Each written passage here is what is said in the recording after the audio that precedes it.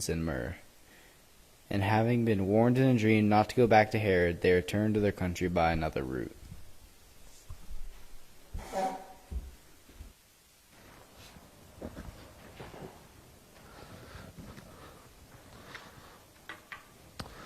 Shalom, Havarim. Hello, friends. It's good to see you this first Sunday it's first Sunday of January, right? Okay. This last Sunday of the Christmas season. This is Epiphany Sunday, and glad that you were able to brave the weather and get here. Hopefully all is well back home. No major damage from the storm. We have a few branches down, but we can handle that. As many of you know, Epiphany Sunday is the day that we celebrate the arrival of these guests. They show up by the side of baby Jesus. They give him gifts. And there's a lot of things we think we know about this event that we really don't know. Shocker, I know, but we don't know as much as we think we know. But we did find out recently that these people have certain jobs, certain occupations, and this is where the joke begins, just so you're ready. We found out the occupation of these people. Do you know what they actually did for a living? Like historically, this is very not factual. Do you know what these people did for a living? They found out that one was an arborist, one was a lumberjack, and the other was a forest ranger. That's right. These were the tree wise men.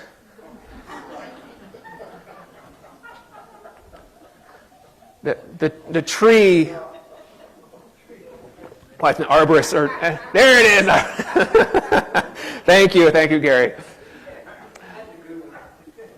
All right, so it is Epiphany Sunday, and we are going to break down this story a little bit.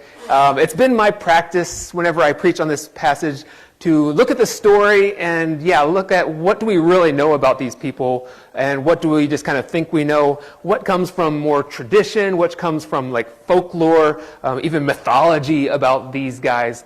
Because actually what we know, all that we know about them was found in those verses that Stuart read for us this morning. And that's all we know.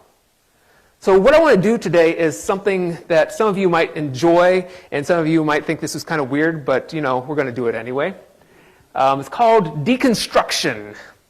And this has been a common practice in the Christian church in the 21st century. And what deconstruction is you look at the different pieces that you use to build up a concept or an idea.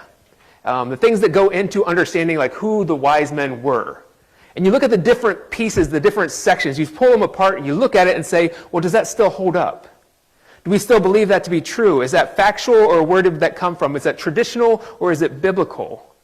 And we call it deconstruction. It's not destruction. That's different. But we're taking it apart piece by piece and looking at the individual pieces. So like I said, this has been a common practice for the 21st century church. We have been deconstructing our faith and asking about the parts that build up our belief system. But I think too often that we in the church, we stop at the deconstruction part, and the next possible part would be then the reconstruction. So what I want to do today is we're going to deconstruct the story of the wise men a little bit for us. And then we're going to build it back up. We're going to say what really doesn't hold up, what doesn't make sense today, and where do we actually find importance and value in this story as we reconstruct things. Sound good? All right. We're going to need that enthusiasm, Roger. Keep it coming. So I'm going to start with an easy one. I keep saying that today is Epiphany Sunday. It's the day when the wise men are said to have arrived at the side of baby Jesus, and they brought him these gifts. But I asked the question, do we really know what day they arrived? So Epiphany Sunday is 12 days after Christmas Day. So yesterday was technically Epiphany. January 6th, every year, Epiphany. And that is why we have the 12 days of Christmas. Historically, the church has celebrated Christmas as a 12-day season. That's where the song comes from. So why do we think that the wise men arrived on January 6th? And well, let me ask it this way. What are the odds that the wise men actually arrived on January 6th? It's the same odds as Jesus being born on December 25th. It is 1 out of 365. Right? Read that scripture for us again. I'll have Stuart come back and read for us. Does it say what day they arrived? No, the answer is no. No, like, we don't know what day they arrived. We don't know what day Jesus was born. So how come the church arrived at this day? Why do we celebrate, for instance, the 12 days of Christmas? Well, there's a number of theories for why this is, and I'll start with what I think is the least likely, and we're going to move to the most likely. As I was doing some reading for today's sermon, I'm reading through one commentary, and a person said that Jesus most likely was born the day that the wise men arrived at Jerusalem. And it took them 12 days to travel to Bethlehem, where he was actually born. And all I had to do was a quick search online. Do you have any idea how far it is from Jerusalem to Bethlehem? 6 miles. I don't know why you know that, but you do. Another pastor posted on Facebook this week. Okay. You follow other pastors on Facebook? No. But he's right. 6 miles. I'm not a jealous type. It's okay. It's okay. It's 6 miles. So that would make an average of half a mile a day. Like 6 miles is 10K. Like, I could run that in less than an hour. You could walk that in about 2 hours. They likely had camels. I don't think it took them 12 days to go from Jerusalem to Bethlehem. Another theory is that it was, it's one of those numbers that just keeps coming up in the Bible. 12, right? We have numbers like 3 and 7 and 40. Three members of the Trinity. 7 is the complete number. 40 is the number of days that it rained for the Noah's Ark. It's the number of years that the Israelites wandered in the wilderness. 12 is the number of tribes of Israel and the number of disciples. So 12 days of Christmas, that just seems right. Maybe. It's not nearly that exciting. Let me tell you why I think we decided on having Epiphany on the 12th day of Christmas. See, when the church first began, they adopted something called the Julian calendar. And I know very little about these calendars, except for we eventually decided we were going to move to the Gregorian calendar in the year 1582. On the Julian calendar, they celebrated Christmas on January 6th. When they moved to the Gregorian calendar, they moved Christmas to December 25th, because again, we don't actually know when Jesus was born. And then they had this discrepancy between different parts of the world because not everybody adopted the Gregorian calendar at the beginning. Groups in the East, like the Eastern Orthodox Church, didn't adopt the Gregorian calendar. Even some of our Anabaptist forebears didn't adopt the Gregorian calendar. So some people were celebrating Christmas on January 6th, and Eastern Orthodox churches still celebrate Christmas on January 6th. I saw that the Eastern Orthodox Church just outside of Waynesboro still had their services last night, even though it was terrible out. They did that because it was their Christmas Day service.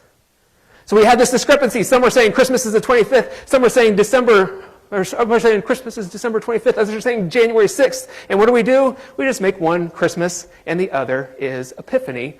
Problem solved-ish. So all of that was a way of deconstructing the date of Epiphany. So I ask it this way, or I say it this way. It doesn't matter when the wise men arrived. Let's be honest. Does it matter? No, it doesn't matter. What matters is that they arrived, or even more, what they represent. I meant to even say it might have been as much as 2 years after Jesus was born before the wise men arrived. And that's why we have that whole thing with Herod in the next section of this passage where he has all the children, male children, 2 and under, killed. It might have been 2 years until they got there. Doesn't matter. What matters is what they represent and that they showed up. All right, let's move that way. This one you've seen before, you've heard this before, but I'm going to test you to make sure you're paying attention. How many wise men were there? What do you mean you don't know? Of course we know. There were 3 wise men. Yeah. And why do we know that? You can say it, Jen. That's where I'm going. Well, do we even know that? We know that there were at least 2. Okay, go ahead, Duncan. What do you think? You know there's 3 gifts. It could be that one guy brought both gold and frankincense, right? It's very possible. But the reason we say 3 wise men is because we know that they brought 3 gifts. They brought gold, frankincense, and myrrh.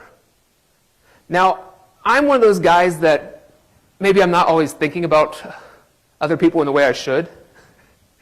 And I would be the one person that shows up and I see Marlene bringing gifts. And what'd you say whenever you gave that offering? You're like, oh, that's mine too. Right? I guess that the one wise man shows up and is like, oh, you always said we're going to bring gifts. Like, just put my name on that card too, right? There could have been 3, there could have been 4. We know that there were at least 2 because it is in the plural. So I don't think, though, it really matters how many wise men there were. I think what matters is that there's symbolism behind each of these gifts. Let's back up just a little bit. The story of the wise men is only found in one gospel in our Bibles.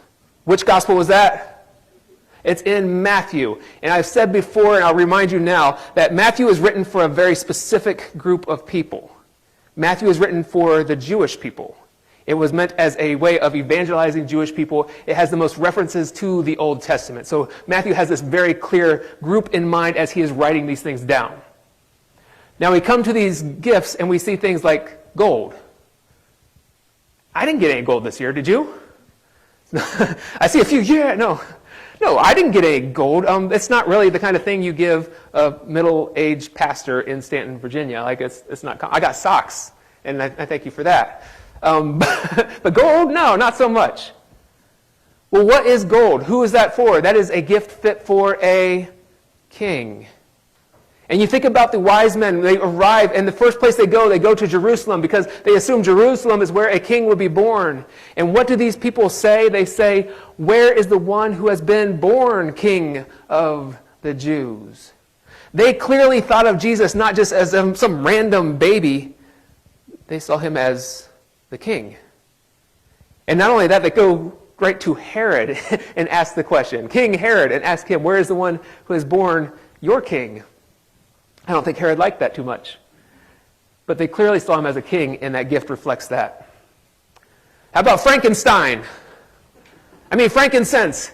I definitely didn't get any frankincense this year. But if you go through what we call the Old Testament, you come to Exodus chapter 30. I think that's the first place we find frankincense listed. And in Exodus 30, there's this recipe for incense. This smelly stuff that they used in the temple. You mix frankincense with a bunch of other materials like herbs and spices, and it gave off a certain smell. And this incense was only to be used by certain people in a certain place. Only the priests could use this specific incense in the temple. Well, how about myrrh? Myrrh we see a couple more times in the Old Testament. It comes up again in Exodus 30. But myrrh, even today, is used for a couple different reasons. Myrrh can be used for an analgesic, which is like a pain reliever, and an antiseptic. You can buy myrrh anywhere online if you want to. Next year's Christmas present, woohoo! Which would have made a very good gift for a girl who had just given birth to a baby in a time when they didn't have spinal blocks and they didn't have even aspirin or Tylenol to give to her. But yet myrrh has more of a purpose than just analgesics and antiseptics. It can be used as a purifying agent. It was used as such in the Bible. If you go to John's Gospel, I believe it's John chapter 19. Yes, John 19. We find the story of Nicodemus working with Jesus' body after he's been crucified. And they prepare the body. They don't technically embalm it, but they put different herbs and spices. Sorry, that sounds like KFC. But they put herbs and spices on the body. And one of the things that they use to prepare the body it's myrrh. It was a common spice, fragrance used for the preparation of a body before it is to be buried. So again, I note that all these things, they're listed somewhere in our Old Testaments. And remember who I said Matthew's gospel was written for? It's written for the Jewish people. So when they hear that these men brought frankincense, myrrh, and gold, they would have automatically been going back to places like Exodus chapter 30 and remembering how these things were to be used. It was very symbolic, and the people would have recognized that right away. So I say it like this. It doesn't matter how many wise men there were. What matters is that they recognized Jesus as king, priest, and the one who would die for his people. All right, you're still with me. Let's go to another one. How about the names and the origins of the wise men? All right. Anybody have the names of the wise men on your tongues? We traditionally in the Mennonite Church haven't emphasized the names, but if you go into certain places, certain traditions, you will find that they are called Melchior, Casper, and Balthazar. And not only that are they given names, but they're also given places of origin. They say that one of them came from Europe, one came from like Asia, maybe Mongolia area, and another from Africa. And Epiphany is really a celebration. It's really celebrated in various European countries. If you go over to Europe on what they call Three Kings Day, they really have a big parade. They really blow this thing up. They have a fun time with Three Kings Day. And they'll often have parades. And you'll see them depicted with these different costumes, and they're always, person with of a Middle Eastern or even Asian descent, a person of African descent, and usually a person of European descent as well. They're trying to show how they come from these different places, the different locations, and I'm sure each one is given a name during this parade. If you really want something fun to look at after you leave church today, like Google Three Kings Day in Europe, and you'll see all these different images, like they have these puppets that they walk down the streets with. It's almost a little bit creepy at times, but still, just this neat thing. And do they look like they're well-dressed? Yeah, they're well-dressed. These people are called kings even. Well, wait a second. I heard that scripture read for us, and how many times did they mention their names? Or their countries of origins? Or even that they were kings? Well, in Matthew's gospel, none of those things are mentioned. So I think the reason that we call them kings and that we assume the names didn't come until like the 6th or 9th century, and it's written in some like fictional work. They give them names, they give them backstories and things like that. But the reason that we often assume that they were kings and they came from certain places comes from the first passage that I think Duncan read for us, the passage from Isaiah. And Isaiah is viewed as a prophetic writing. And the first thing that Duncan read for us, the first part of Isaiah 60, says, "Arise, shine, for your light has come." Immediately people are saying, well, this is a reference to the star that was seen and the wise men followed. You go on. "Nations will come to your light and kings to the brightness of your dawn." Somebody put together, they say, hey, look, Isaiah is talking about this event. They're talking about the wise men that came to visit Jesus. And it even mentions gifts. I think it says gold and it's one or the other ones, either frankincense or myrrh, are named in that passage. So somebody's connecting this event that we find in Matthew's gospel with this passage. And if we start connecting those, you'll see, oh, well, these aren't just regular men. They're kings. Now, I don't know if this passage is actually a reference to the wise men coming. But here's what we find. It doesn't matter what their names were, where they came from, or even if they were kings. What matters is that people from all nations and social locations are invited to worship Jesus. It doesn't matter if they are rich or poor, if they're white or black or Asian. All people from all backgrounds are invited. If they are kings or if they are paupers, these people are invited to come and worship Jesus. It's not an exclusive thing. It's not just people like us. It's all people from all places invited to worship Jesus. Let's do one more. Were they wise men? Well, first of all, are we even sure that they were men? Like, okay, yeah, actually, I tell this joke every year, and some people get it and some people don't, because if you're under like the age of 30, this will make no sense to you. Do you know why we know that they weren't men at all? Because they stopped for directions. But if you grew up in a time that had, like, when you always had GPS like that, like the kids are back there like, I don't get it. Actually, you know why we know that they were men and not women? Because if they were women, they would have brought practical gifts like diapers and formula and a casserole. All right, go on, Kevin. Let's be serious here. we call we call them wise men. And first of all, I would just say that I think that they were wise men. First of all, because they were wise. They found a baby by following a star. And yeah, they were off by 6 miles at first, but I've been looking for my baseball glove since the first grade. And these guys found a baby. We also know that they were men because the word that is translated in the Greek, it's a masculine word. And at least one of them would have been male for it to be used as a masculine, in the masculine tense. And it's also very unlikely if they were women that they would have gotten a private audience with Herod. So I think they were wise. I think they were men. The word that is given in most of our modern translations, we don't call them wise men. What do we call them? They are the Magi.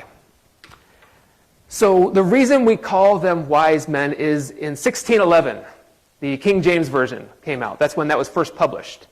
And King James translated the word Magi as wise men for the same reasons that I just described for you here. They followed a star. They found Jesus. It takes some wisdom to do that. But who were the Magi? You see, I think we lose something when we start interpreting this and when we just call them the wise men. I'm not opposed to calling them wise men, but we lose something because we seem to be sanitizing things a bit by calling them the wise men. The first thing that I have listed here is that the Magi are named 3 times in the book of Acts alone. And I think it's the first instance in Acts chapter 8. We come across a guy named Simon. And it says in that passage that Simon was a Magi. Our modern translations call him Simon the sorcerer. And you can see the word magic in the word Magi. So these Magi, they were not of Jewish background. They didn't have they weren't related, they weren't kin, they weren't just outsiders. They weren't even Samaritans who were somewhat related to the Israelites. These are people of a totally different background, totally different origin, of a totally different religion. A religion that was often looked down upon by the Jewish people. They were astrologers. They followed the star. I've never looked up in the sky and said, baby must have been born. That doesn't happen. They were pagans. They were most likely from a group called Zoroastrians, which has nothing to do with the guy that fights with the sword, though I think that's still pretty cool. Gentiles. They were outsiders. These are the people that came to see Jesus when he was born. And I also would know that these are the first people in Matthew's gospel who bow down before him, who worship him, who recognize him as the King of Kings. So I come back to last week's text. We read the story of Jesus' presentation at the temple. And he's met there by an old man named Simeon. And Simeon grabs the baby Jesus, and nobody seems to stop him, but he grabs the baby Jesus, and he pronounces this poem or this song over Jesus. And here's his words. He says, "Sovereign Lord, as you have promised, you may now dismiss your servant in peace. For my eyes have seen your salvation, which you have prepared in the sight of all nations, a light for revelation to the Gentiles, and the glory of your people." Simeon has this vision right there that this event that just took place, it wasn't just for this small group of people that were situated there in Jerusalem. It wasn't just for the Jewish people. It was for the Gentiles. It was for all nations. The word there is ethnos, all backgrounds, all people. This is an expansive vision that we find in Luke's gospel. And then in today's gospel, we find these outsiders, these pagans, these astrologers, these Zoroastrians, these Magi are the first to come to Jesus. So I deconstructed by saying it doesn't matter if we call them wise men. What matters is that Jesus opens the door to people of other religious backgrounds as well. Flings wide. It says all are welcome to come. You just have to come. All that matters is that you come to Jesus. And Jesus opens the door to God, no matter what background they were from. We see all these different things in this story. We find people of different colors and origins and religious backgrounds. The doors are flung wide for all who would come. And we call this Epiphany. And the word Epiphany, you've heard it before, it means an illuminating discovery, a realization, or a disclosure. And I wondered, for whom is this an epiphany? Is it an epiphany for the wise men, for the Magi? Or is it an epiphany for us today? I think the answer probably is both. It's a reminder to us that yes, Jesus is our Lord. God is our God. But he is a God for all. Not just for people who look like us, not just for people that grew up in the same place as us, for every person. For God so loved the world that he sent his one and only Son. For me, that is an epiphany. For me, that is my prayer for this year, that I will remember that this is the God who came for all. Let's pray. God, today we give you thanks.